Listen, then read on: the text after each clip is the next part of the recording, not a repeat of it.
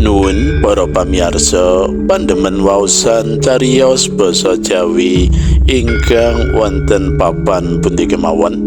Sugeng pepanggihan malih kalian kula Hadi Pamungkas ing waosan cariyos basa Jawi. Purwakane ngatur pambuka kula, mugi panjenengan sedaya tansah pinayungan karahayan saking Gusti Kang Murbeng dumadi. Ing kalodhangan menika kula badhe ngaturaken waosan cariyos cekak anggitanipun Abdi Prana kanthi ira-irahan Gabah. Cariyos cekak menika kapetik saking majalah Jayabaya. Kados pundi lampahipun cariyos? Sugeng midhangetaken. Sore kuwi lek trima ngabari aku kalamun Tegal Kidul dusun parine dipanen. Aku dikongkon njupuk bagianku ana ing omahe. Gur entuk setitik kok Mas. Kae bagian jenengan 5 bagor, durung resik lan durung garing. Tembunge lek trima. Ora apa-apa lek, entuk pira-pira tak syukuri. Awit banget ngentengake nyubal entuk tuku beras. Semaurku. Lek trima pancen ngolah Tegal sing ana kidul dusun. Ngertiku gur nampa asil, aku pasrah arep dikemonah sing kepiye Tegal kuwi. Aku pancen ora duwe wektu kanggo ngolah lemah, awit aku nyupir truk angkutan barang.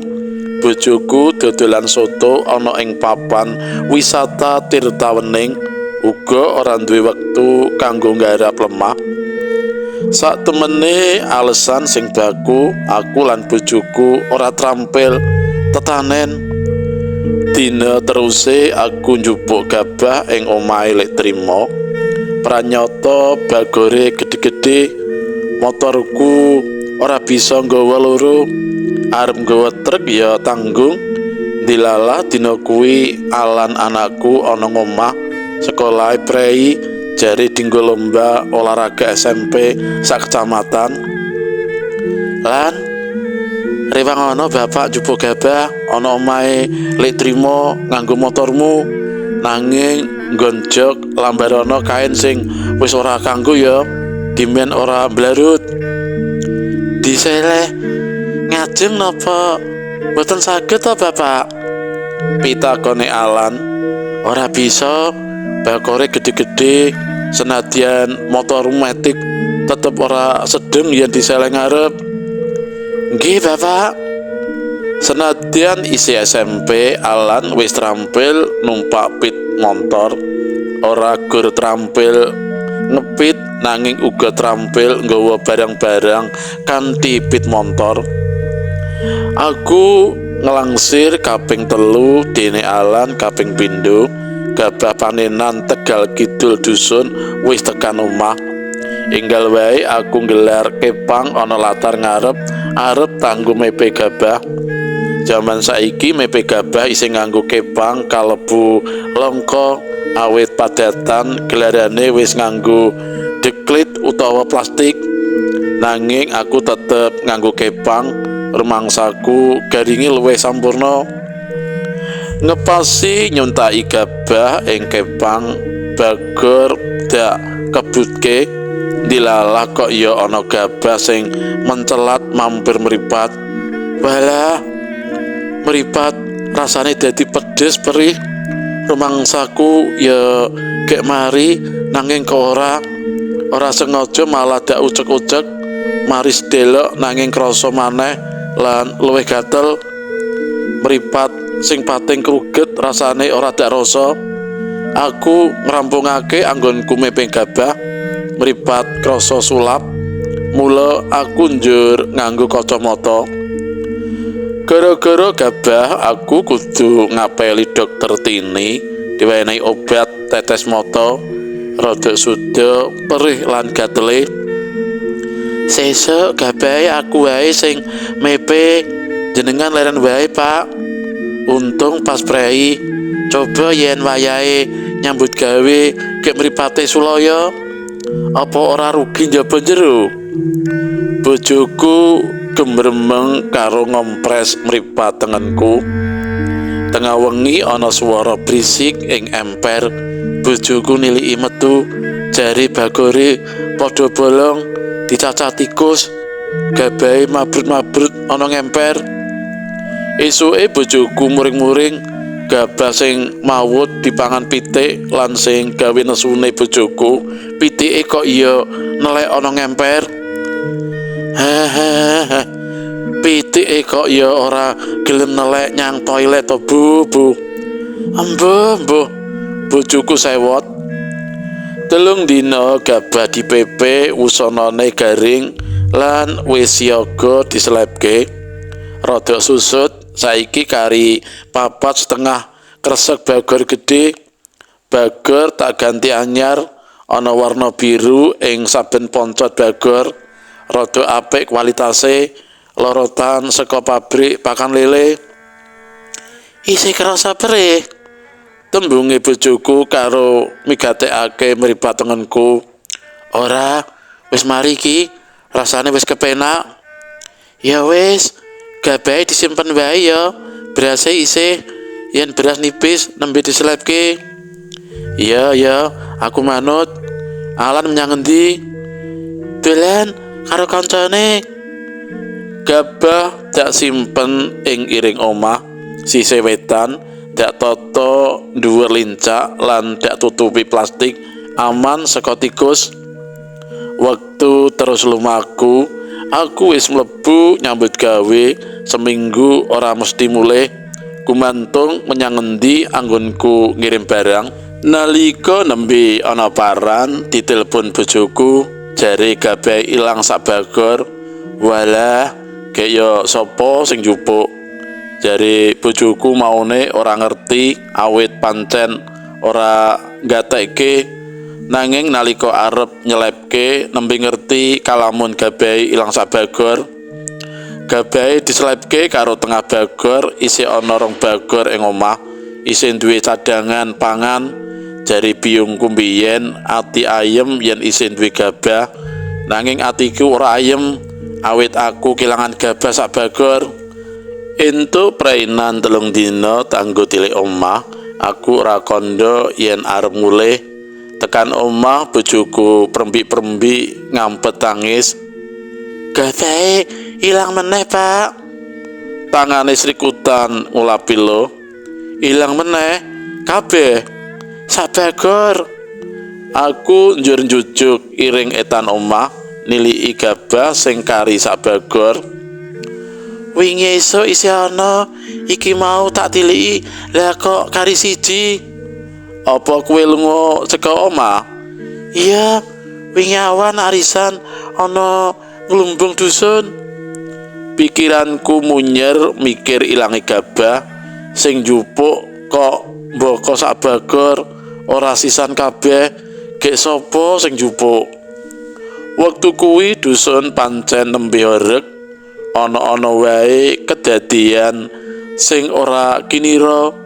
Tuladhane nalika ana kanoman dusunku sing ketangkep jalaran adol obat-obat terlarang, akeh warga sing asring kelangan barang lan uga duit. Aku arep golek pakan pitik menyang tokone Bandi.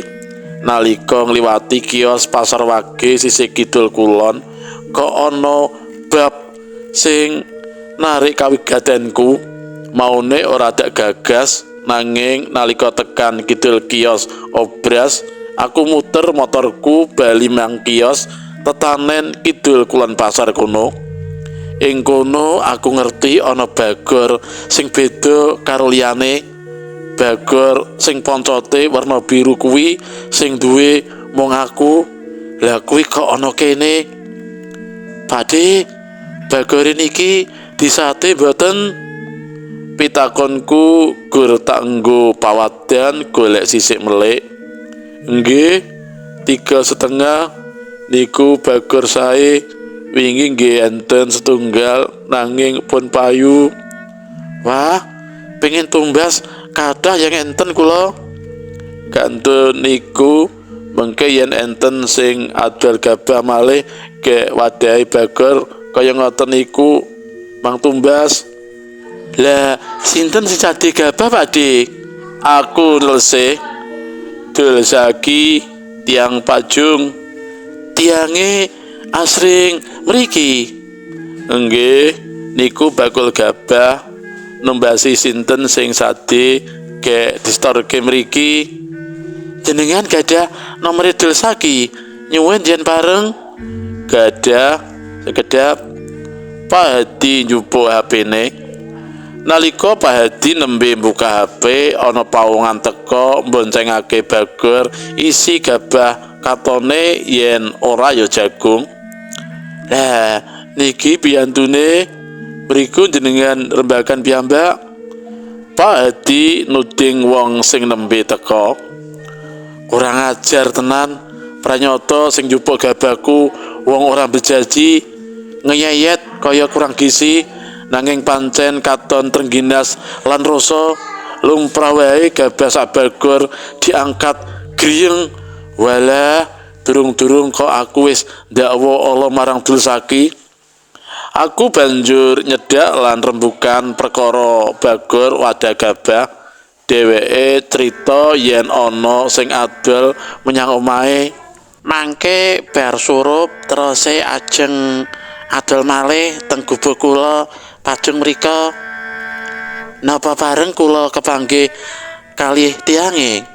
Monggo mawon mang tindak gubuk kula mangke bar magrib. Gubuk kula celak Cakruk Rondo RT kalih sing enten kentongane ageng warni abrit. Oh, nggih Pak, matur nuwun. Panyakrabawa ala marang Dul Zaki sanalika ilang, awit dheweke amung dol tinuku gabah.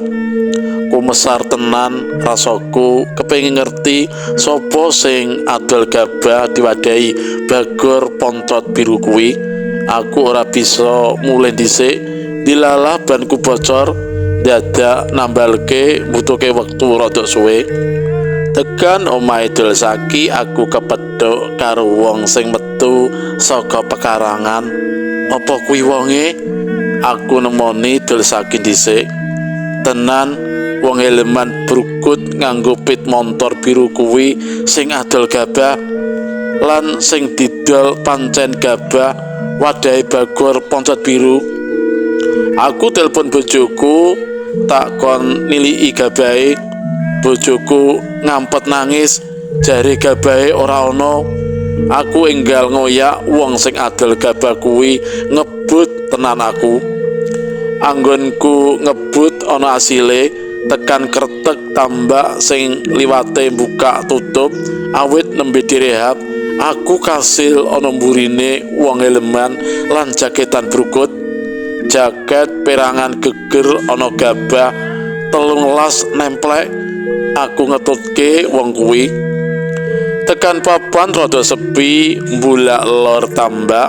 Wong kuwi sengaja tak pepet, awit atiku wis kemrenges tenan. Wong kuwi kerepotan banjur oling lan blusuk. Wong kuwi dak paksa buka helme. Aku jegrek. Wong kuwi pranyata Alan, anakku lanang. Jaket, helm lan motore jari oleh nyilih koncone. Ing antarane anyel lan trenyo, aku ngusap gegere Alan sing ana gabahe.